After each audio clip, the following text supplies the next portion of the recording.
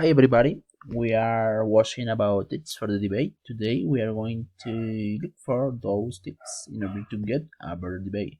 So, nosotros ya vimos, en este caso, o en nuestro recorrido por Bogotá, ya vimos the airport, ya vimos the stadium, ahora estamos en the Tequendama Hotel. And today it's the debate stage. So, los tips para este debate son, primero, brainstorming ideas. Segundo, organize ideas. Tercero, structure the speeches. Cuarto, prepare your speeches.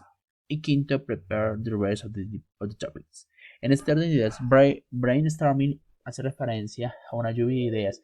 Recuerden que hoy vamos a hablar sobre el calentamiento global, entonces tenerlo en cuenta. Organize your ideas. En este caso, pues, para estructurar su debate, su discurso, ¿no? First, second, third, finally, para que pues suene bien estructurado el discurso.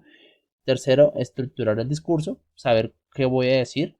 Eso nos da el paso al fourth step, que es preparar su discurso, cómo lo voy a decir. Y finalmente, pues en este caso, organizar el resto de los tópicos o de los temas para nuestro debate del día de hoy. So, go ahead and let's start.